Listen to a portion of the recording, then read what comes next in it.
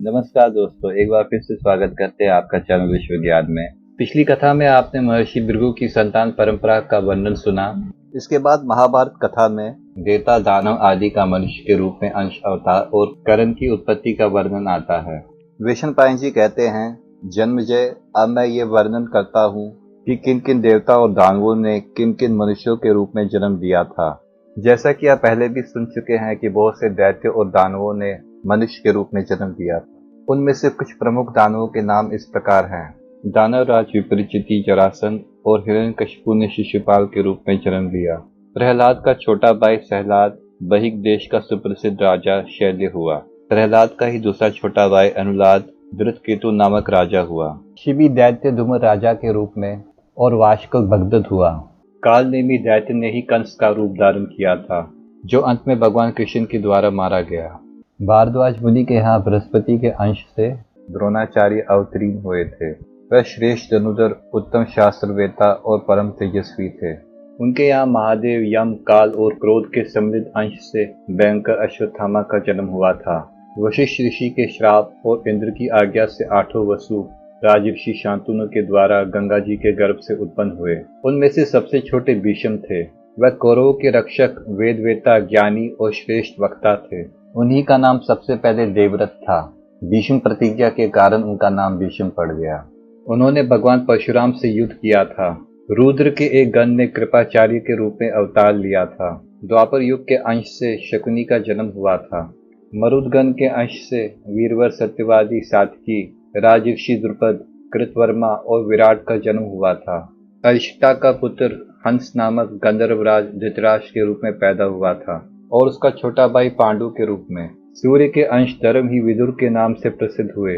कुरु कलंक दुरात्मा दुर्योधन कलयुग के अंश से उत्पन्न हुआ था। उसने आपस में वैर की आग सुलगाकर पृथ्वी को भस्म किया। पुलिस्त वंश के राक्षसों ने दुर्योधन के 100 भाइयों के रूप में जन्म लिया था। उसके दुशासन आदि 100 भाई थे। वह सभी क्रूरता पूर्वक कर्म किया करते थे। धृतराष्ट्र के वैसे पुत्र पूर्व जन्म के राक्षस थे। धृतराष्ट्र का वह पुत्र, जिसका नाम युयुत्सु था, एक वैश्य वर्ण की स्त्री से उत्पन्न हुआ और बाकी पुत्रों से अलग था। धृतराष्ट्र के 100 पुत्रों के अलावा उनकी दुशाला नाम की एक कन्या भी थी। धृतराष्ट्र के सभी पुत्र उत्कृष्ट रथी, शूरवीर और युद्ध कला में कुशल थे। युधिष्ठिर धर्म के, भीमसेन वायु के, अर्जुन इंद्र के तथा नकुल सहदेव अश्विनी कुमारों के अंश से उत्पन्न हुए थे। चंद्रमा का पुत्र वर्चा अभिमन्यु हुआ था। वर्चा के जन्म के समय चंद्रमा ने देवताओं से कहा था, मैं अपने प्राण प्यारे पुत्र को नहीं भेजना चाहता, फिर भी इस काम से पीछे हटना उचित नहीं जान पड़ता। असुरों का वध करना भी तो अपना ही काम है, इसलिए वर्चा मनुष्य बनेगा तो सही, परंतु वहां अधिक दिनों तक नहीं रहेगा। इंद्र के अंश से नर अवतार अर्जुन होगा, जो नारायण अवतार श्री कृष्ण से मित्रता करेगा। इसके आगे चंद्रदेव कहते हैं कि मेरा पुत्र अर्जुन का ही पुत्र होगा। नर नारायण की उपस्थिति में न रहने पर मेरा पुत्र चक्रव्यूह का भेदन करेगा और घमासान युद्ध करके बड़े बड़े महारथियों को चकित कर देगा। दिन भर युद्ध करने के बाद सायंकाल वह मुझसे आ मिलेगा। इसकी पत्नी से जो पुत्र होगा वही कुरुकुल वंश का वंशधर होगा। सभी देवताओं ने चंद्रमा की इस बात का समर्थन किया। वैशंपायन पायन जी कहते हैं, जन्मजय, वही आपके दादा अभिमन्यु थे। अग्नि के अंश से दृष्टिद्युम्न और राक्षस के अंश से शिखंडी का जन्म हुआ था। वह पहले कन्या रूप में उत्पन्न होकर पुनः पुरुष रूप हो गया था।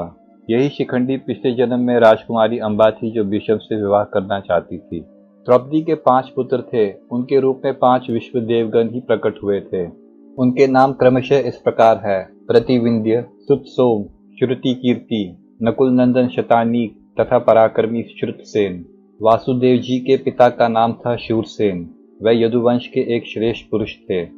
उनके प्रथा नाम वाली एक कन्या हुई, जिसके समान रूपवती स्त्री इस पृथ्वी पर दूसरी नहीं थी। शूरसेन ने अग्नि के सामने ये प्रतिज्ञा की कि वह अपनी पहली संतान बुआ के संतानहीन पुत्र कुंती बोज को देगा।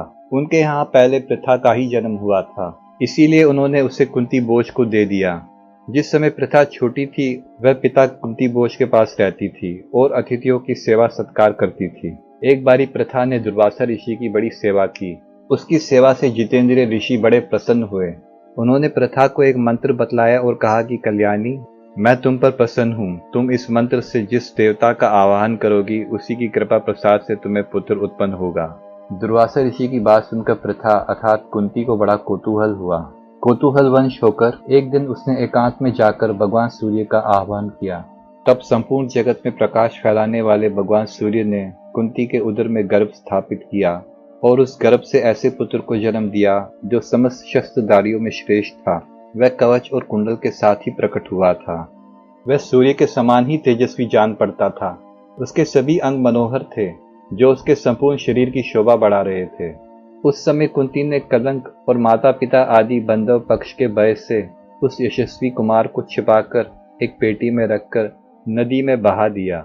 नदी में छोड़े हुए उस बालक को राधा के पति अधिरथ सूत ने लेकर राधा की गोद में दे दिया और उसे राधा का पुत्र बना लिया। उन दोनों दंपति ने उस बालक का नाम वसुश्रेण रखा। वह संपूर्ण दिशाओं में बली भांति विख्यात था। बड़ा होने पर वह बलवान बालक संपूर्ण अस्त्र शस्त्रों को चलाने की कलाओं में उत्तम हुआ।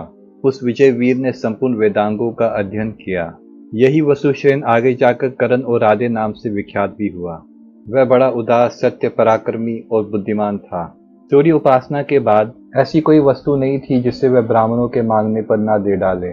एक दिन की बात है, जब प्रातः करण सूर्य उपासना कर चुके थे, तब देवराज इंद्र सारी प्रजा और अपने पुत्र अर्जुन के हित के लिए ब्राह्मण का वेश धारण करके उसके पास आए और उन्होंने उसके शरीर के साथ उत्पन्न कवच और कुंडल मांगे। करण ने अपने शरीर से चिपके हुए कवच और कुंडलों को उधेड़कर ब्राह्मण को दे दिया। ये जानकर कि वह इंद्र ही था। उसकी इस उदारता से प्रसन्न होकर इंद्र ने एक शक्ति दी और कहा, हे अजित, तुम देवता, असुर, मनुष्य, गंधर्व, नाग और राक्षसों में से जिस पर भी इस शक्ति को चलाओगे वह व्यक्ति निश्चय ही अपने प्राणों से हाथ धो बैठेगा। तभी से वह वेग कर्तन नाम से प्रसिद्ध हुआ।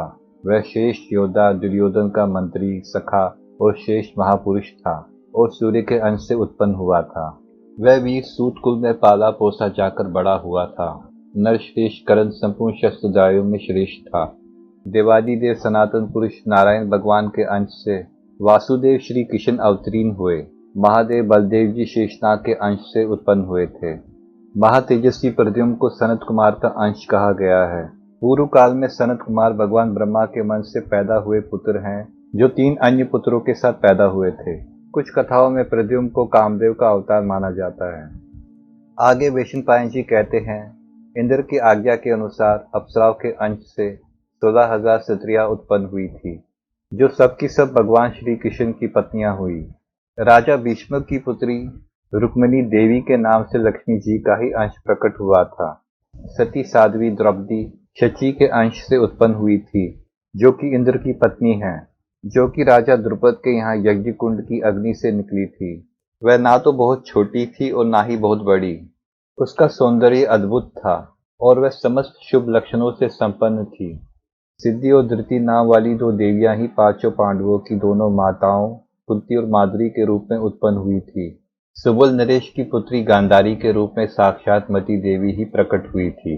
इस प्रकार देवता, असुर, गंधर्व, अप्सरा और राक्षस अपने अपने अंश से मनुष्य के रूप में उत्पन्न हुए थे। इस वीडियो को शेयर करें, लाइक करें। धन्यवाद।